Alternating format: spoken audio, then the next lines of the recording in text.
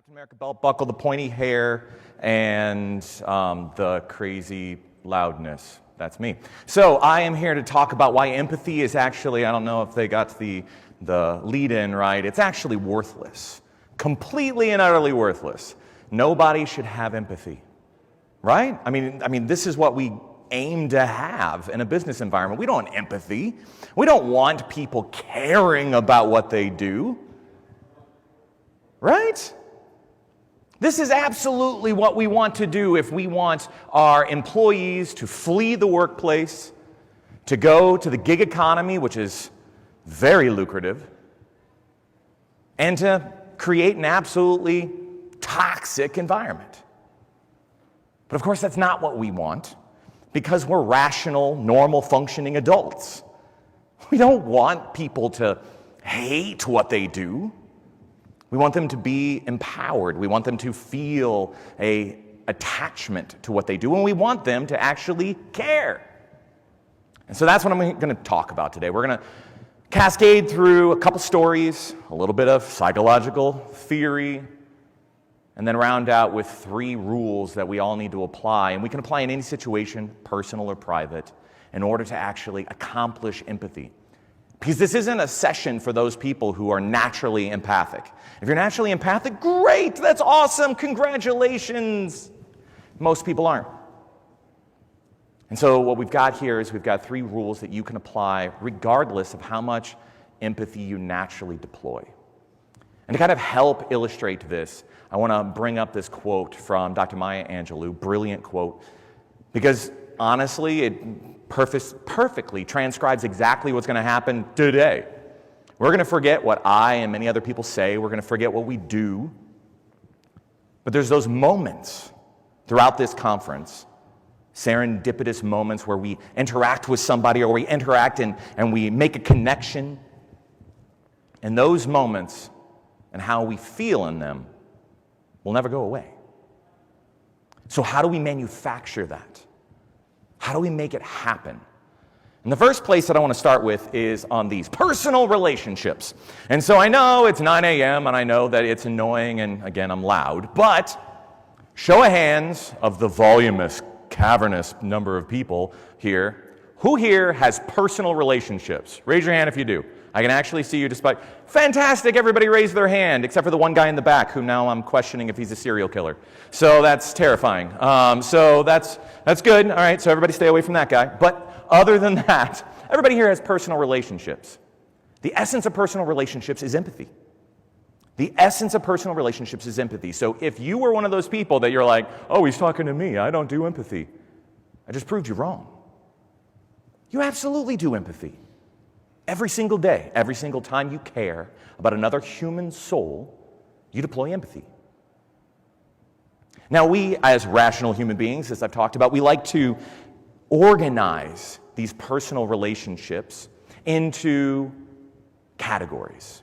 And so that's where we move into these categories that we try to cluster people into, especially in our personal lives. We try to say, okay, this person's our friend, this person's a parent-child relationship, we've got our siblings, some people have better relationships than others with their siblings, and then we have the partner, the life partner. Now those are complex relationships, and they don't mix. You don't expect a child to become a parent.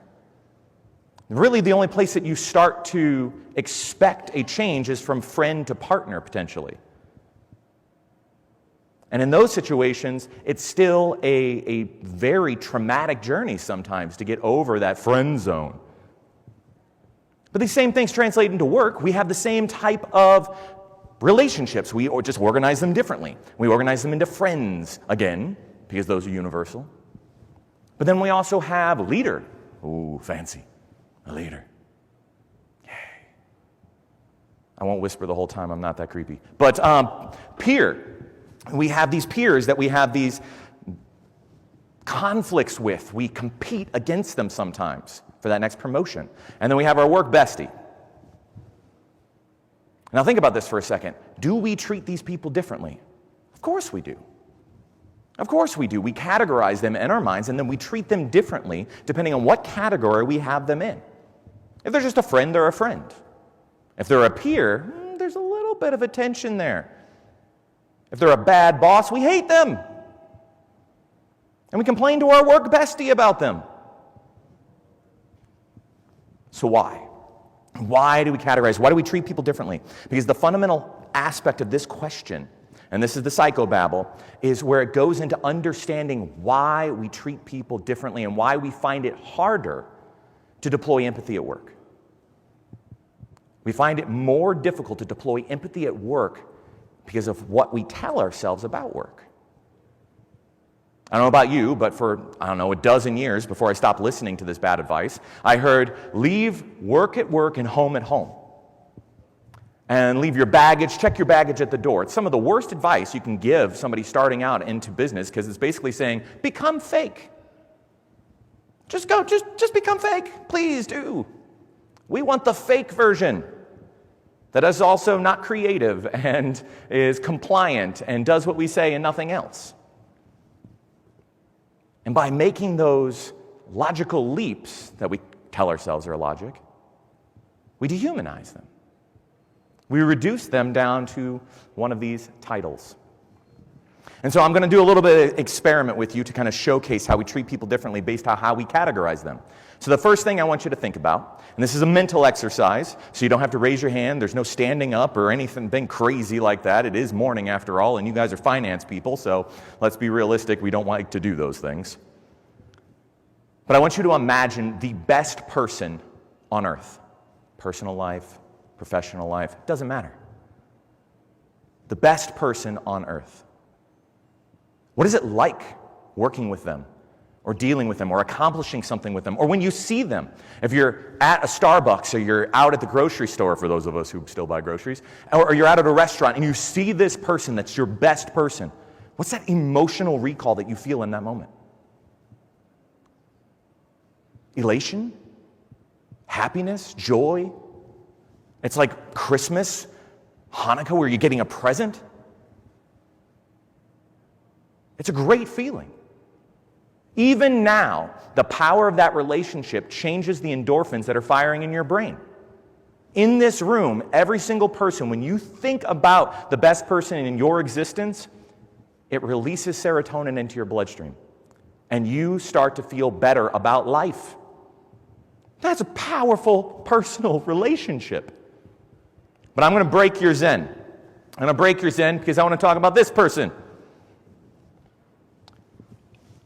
As soon as it pops up on the screen, there it is. Your UGG person. Your UGG person. Now, why is it your UGG person? Because this is the person that, if you don't know you're meeting with them, and you run into them, the only thing that you can get to escape your lips is, oh, them. They're your worst person. We all have them. Don't name names. This has happened to me before. Please don't name names. I don't want them shouted out. You don't need to know that my UGG person is my brother-in-law. I didn't say his name's Rob. But the aspect here is that we all have one of these in our lives. When we run into them in the street, we have bad thoughts. We wonder how many points it would be to hit them with a golf club or to run screaming away from them. And we have logical reasons. None of you wake up in the morning and say, I'm going to be evil today. No, you don't do that. And so you have rational, realistic reasons why this person makes that face in you. You have reasons. But how much do you now trust them? How much do you give to them? How much do you say, oh, well, you know what? They're a decent human being. That's not the reason that they did that. Or do you say, yep, that's them. That is that person. This is quintessential. This is exactly what they do every single time. And we build up the story in our minds. We're actually in the process of removing empathy from them. We're removing empathy. And this happens in the workplace. This happens in the workplace because business is an artificial mixing bowl. It's crazy. It's nasty because your work bestie can become your boss. And that wrecks our brain. It wrecks our brain because now we're like, are they my work bestie or are they my boss? And now I have these weird feelings and I don't know what to do with them. And a lot of times you suddenly have these distances that grow between your work bestie and you when they achieve this new leader role. And if you haven't picked up on it already, the fundamental aspect of this is because it's how much humanity we allow ourselves to give and we enable ourselves to take from another human. That indicates how easy it is for us to deploy empathy. It's how easy it is for us to give empathy to other human beings. How much humanity are we giving and taking? And we just discovered that we ourselves, every single one of you head-bobbed, and at home you're head-bobbing as well. When I started talking about your beacon of light and your UGG person, your best and your worst, we all do it. We have to stop denying it, look at why we do it. Work is an artificial construct. It's easier for us to say that they are in these buckets to dehumanize them down to a title. And then stop deploying empathy. But we can get over that. We can, because every single human being has something that we can value. Everybody, even the annoying person on your team that just gives nothing but negative advice all the time and finds what's wrong with the font colors in your deck, points out all of the mistakes that you've ever made, even though they're not mistakes, they just like them differently. Even that person has value. Maybe that's just me. I get really annoyed when people do that wordsmithing. It's not fun. And that's the first rule, is that we can find the human and treat them as a human first. Not a worker, not a revenue-generating employee, not a leader, not a boss, not a CEO, a human who has every right to breathe air as you do on this planet. And that's the wicked cool thing about humans, is that we all have value. And sometimes it's a self-discovery. It's, what do I care about? What do I care about? Do I have kids? I got 4 of them, as I talked about yesterday. And so I always try to find out about the other person's kids. It's just my thing. I'm like, ooh, what do your kids do? Oh, fantastic. They're in college. What are they going for? Valuing that part of the human. It's not a stretch for me. It's a natural thing. It's what we've been doing, networking every day here. You find a commonality, you pull that thread. Yes, we can do that, and we can manufacture it. The only thing that you need to do is remember this rule and say, they're a human first. Ask something human before I go to work stuff. It's a simple task. It's not rocket science. Yesterday, over on the other side, they were talking about, yarn that NASA's using? This isn't nearly as complex as yarn with biometrics in it. This is the easy stuff. We just stop doing it because it takes time. Time is money, especially in finance. All right, so that's the first rule.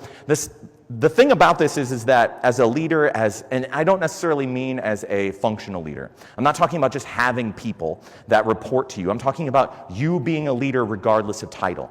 A leader of humans, interacting with them, working with them, trying to lead them through a project. As you're trying to do that, it can be ridiculously complex. We have all of these different categories of people that we bucketed them into. How do we get them to work together? They have their own categories that they think about me, so there's additional stress there.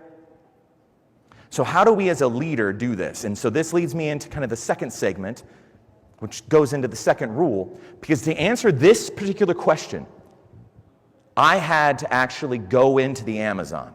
This is a true story. So there's a tribe of indigenous people deep in the Amazon who, after 3,000 years of continual existence, they elected their first female chieftain.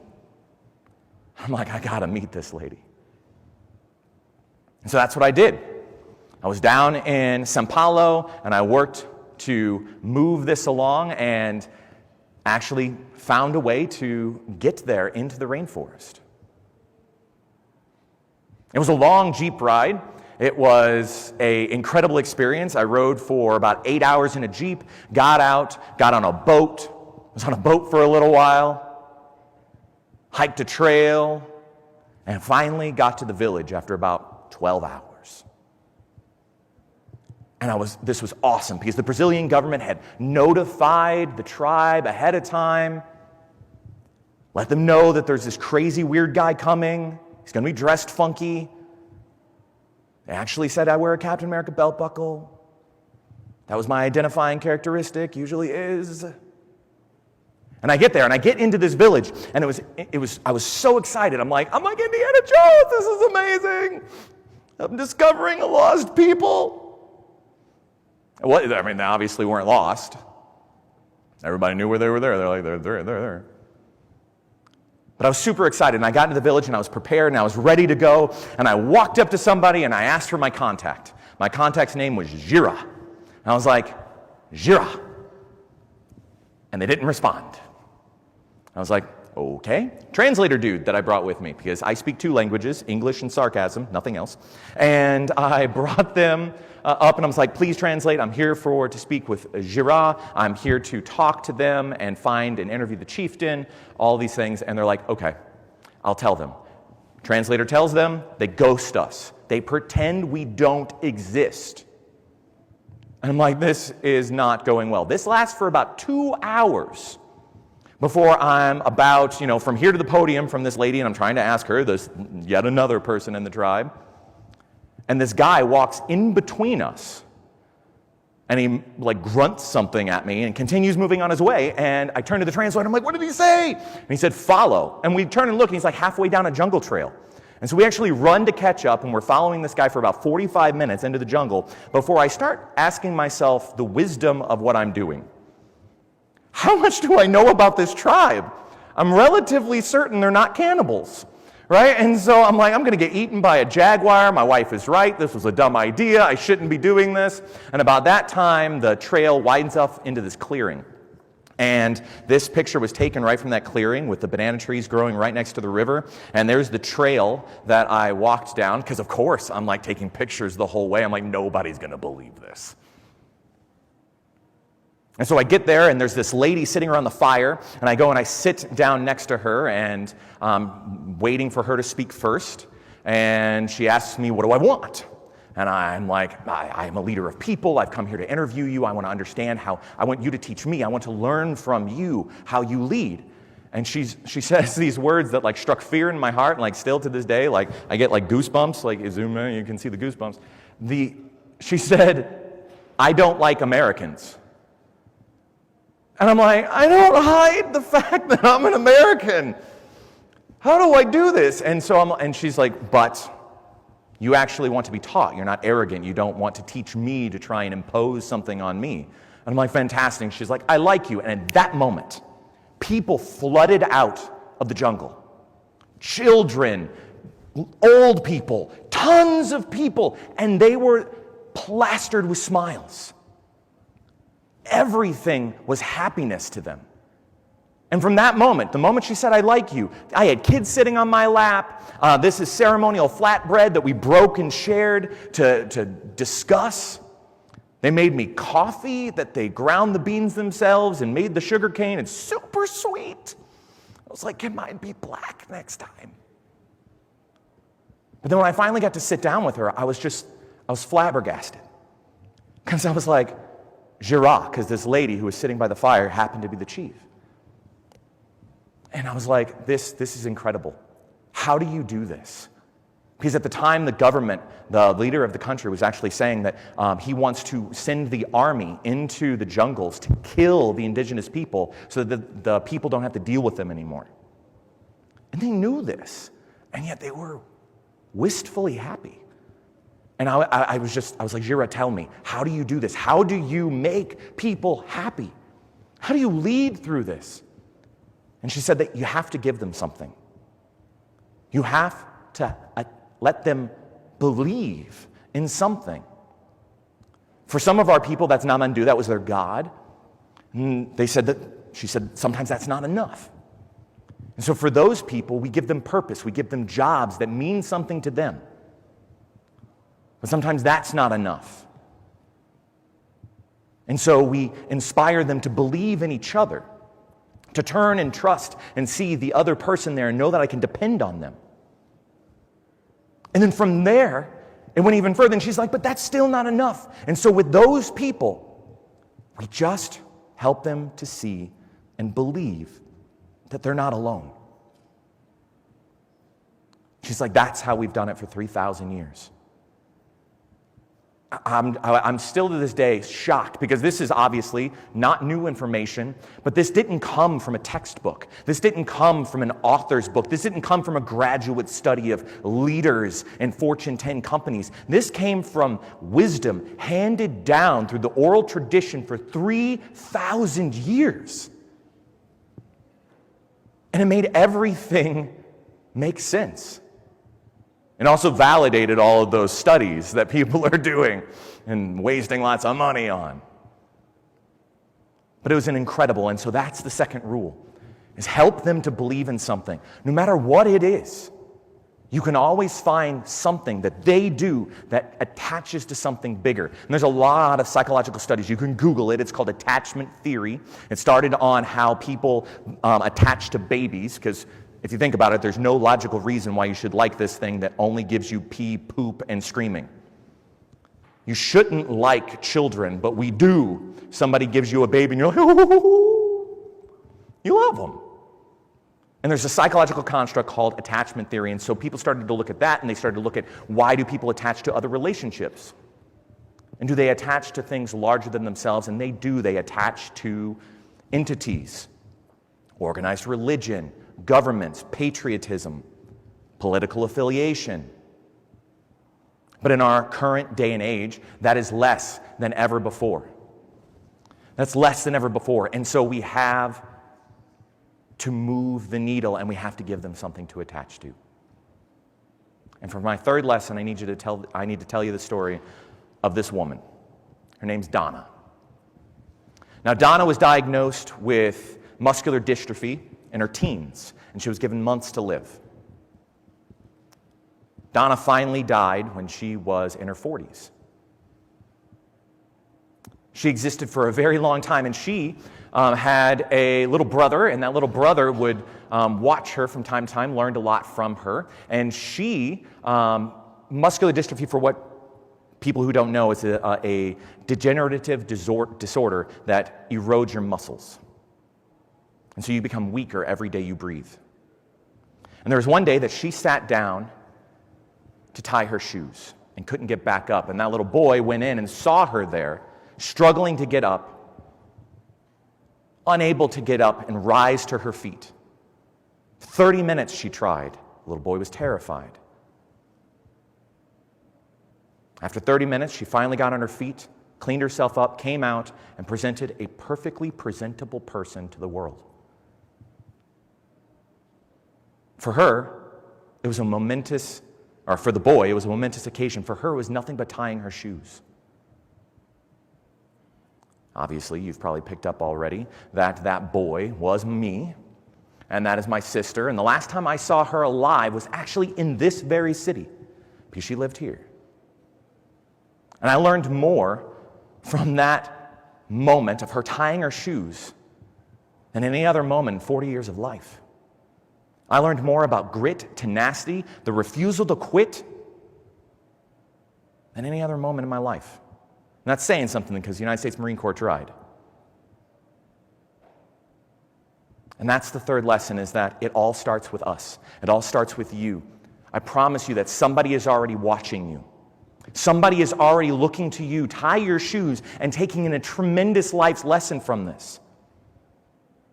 And the application of these three rules: always treat them as humans first. Help them to believe in something, and it starts with you and your behaviors and what people are watching.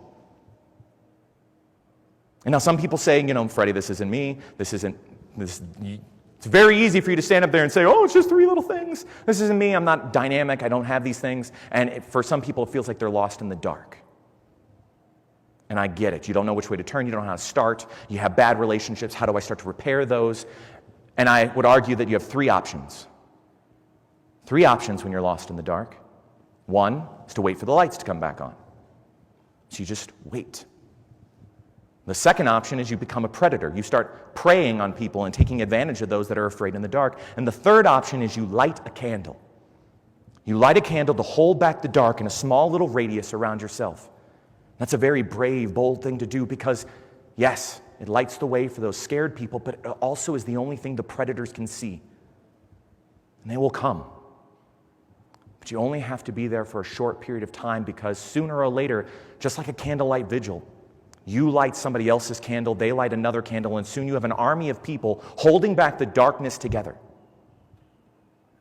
It's a beautiful, magical thing. The candlelight vigils after 9/11 were incredible. I watched night become day. And I get it. There's a lot of us out there that are like, this isn't us. We can't do this. Somebody else will change us. Somebody else will light the candle. And I am telling you, if you believe that people can be better, if you believe your relationships can be better, if you believe that this world can be better and you're waiting for other people to change it, that is a ship that will never come in. To quote the illustrious Gandhi, you have to be the change you wish to see in the world. It's the only thing that's ever changed it. So thank you very much for your time. I greatly appreciate it. I'm Freddie Simhauser. It has been a blast to be here and share this time with you. I greatly appreciate it. Have a good one.